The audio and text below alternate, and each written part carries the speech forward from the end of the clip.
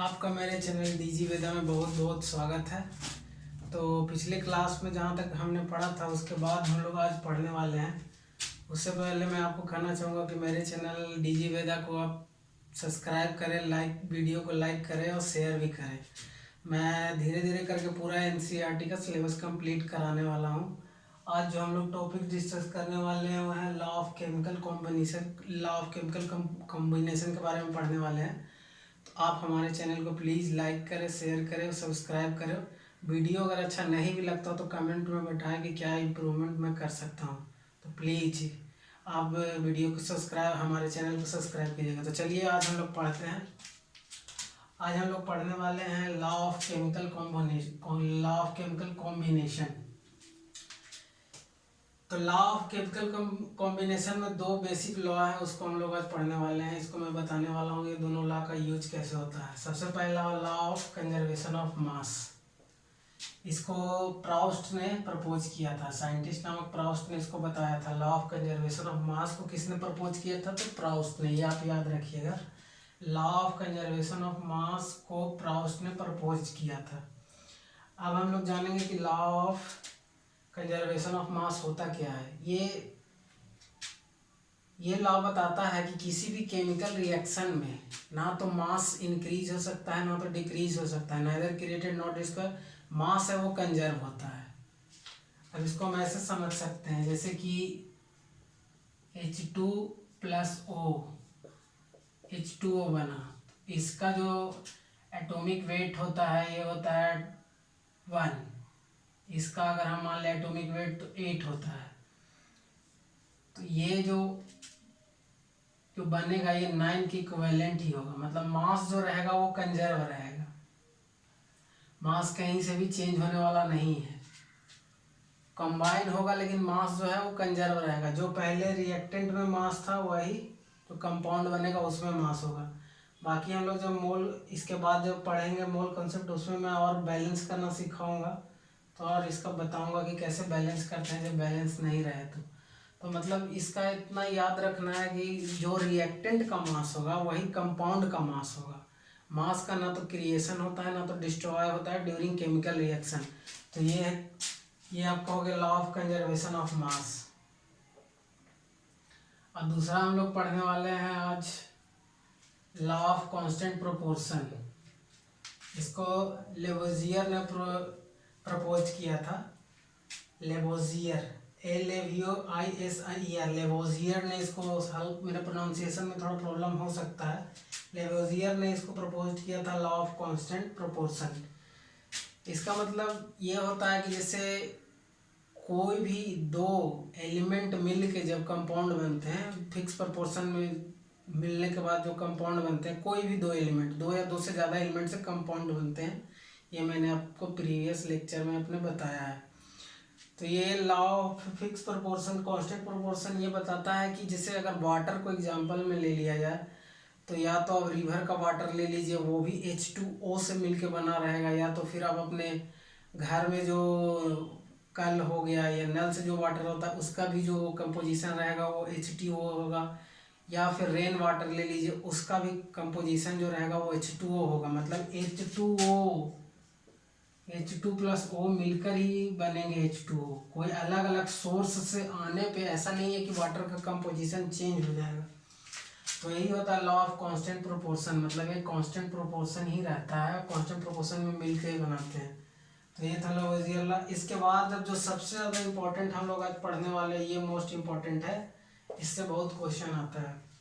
ये पढ़ने हैं एटॉमिक थ्योरी। सबसे पहला क्वेश्चन आता है कि जो एटॉमिक थ्योरी था वो किसने प्रपोज किया था। तो आप लोग याद कर लीजिएगा, सबसे पहला जो एटॉमिक थ्योरी प्रोवाइड किए थे वो जॉन डाल्टन नामक साइंटिस्ट ने किया था, जो इंग्लैंड के रहने वाले थे।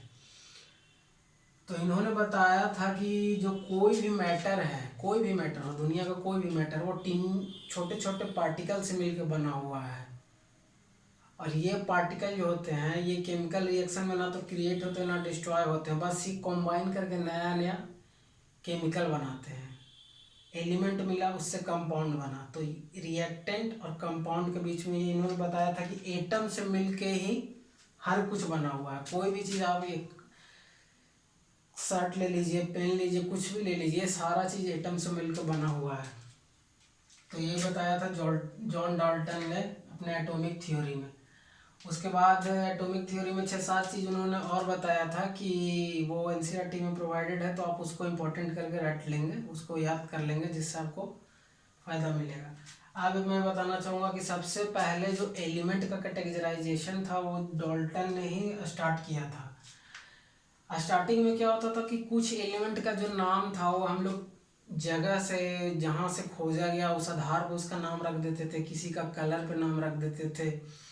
लेकिन बाद में जैसे जैसे नंबर ऑफ एलिमेंट बढ़ते गए, ज़्यादा एलिमेंट का डिस्कवरी होने लगा, तो उसके बाद हम लोगों ने एक इंटरनेशनल सिस्टम बनाया जो नेमिंग करता है। उसको हम लोग शॉर्ट में बोलते हैं IUPAC।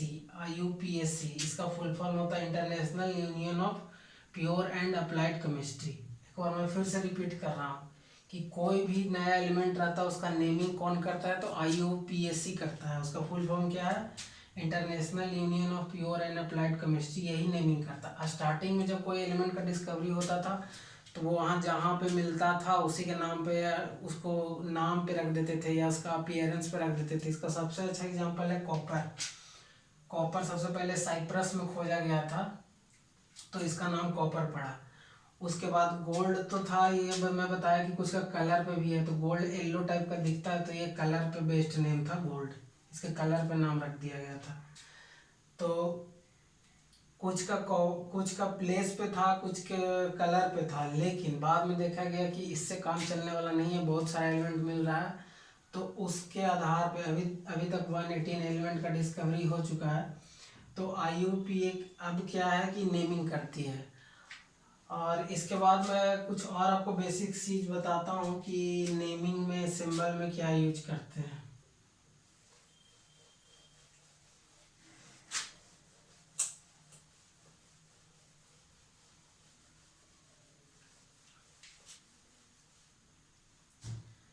देखिए, कोई भी एलिमेंट रहता है उसका नेमिंग का जो फर्स्ट वर्ड रहता है वो हमेशा कैपिटल रहेगा। जैसे हाइड्रोजन हो गया तो फर्स्ट वर्ड कैपिटल रहेगा।